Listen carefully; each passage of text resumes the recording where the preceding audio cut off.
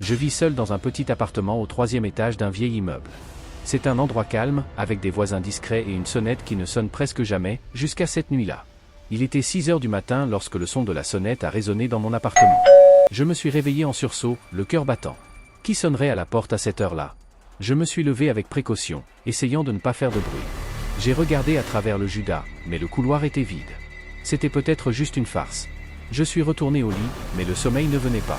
Je restais là, allongé, à regarder le plafond, ressentant ce silence pesant qui n'existe qu'au cœur de la nuit.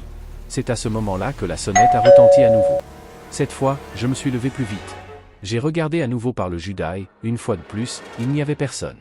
Mais quelque chose me semblait différent. Le couloir semblait plus sombre que d'habitude, comme si les lumières s'étaient éteintes. Malgré tout, j'ai décidé d'ouvrir la porte. C'était peut-être un voisin en difficulté. Quand j'ai ouvert la porte, le couloir était complètement vide. Juste le silence et l'obscurité.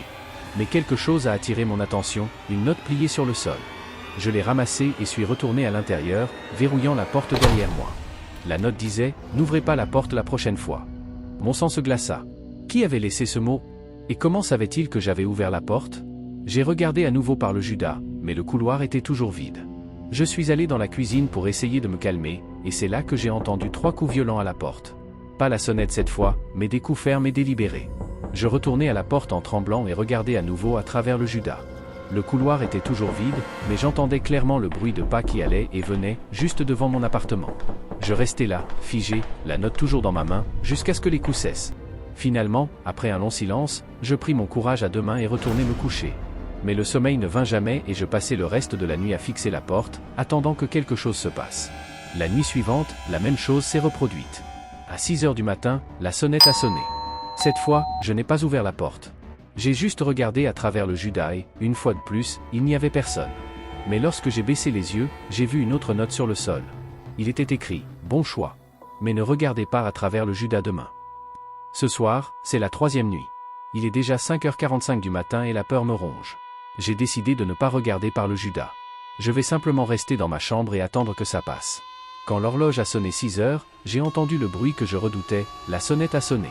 Mon cœur battait fort, mais je tenais bon. Je l'ignorais.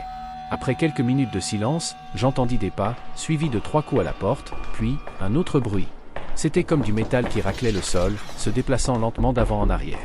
Je fermai les yeux en tremblant, mais j'entendis alors autre chose. C'était ma propre voix. Quelqu'un dehors murmurait « Ouvre la porte !» C'est moi. Mon corps se figea. Comment ma voix pouvait-elle être à l'extérieur? Je ne répondis pas. Mais le murmure continua, insistant, comme s'il savait ce que je pensais. « Si tu ne l'ouvres pas, je devrais entrer par un autre chemin. » Puis j'ai entendu un clic. Le bruit d'une serrure qui tournait. J'ai sauté hors du lit et j'ai couru vers la porte, mais elle était déjà entr'ouverte.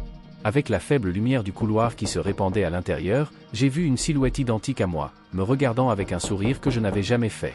Avant que je puisse réagir, il entra et ferma la porte derrière lui. La dernière chose que j'entendis fut la sonnette qui sonna à nouveau, mais cette fois, de l'intérieur.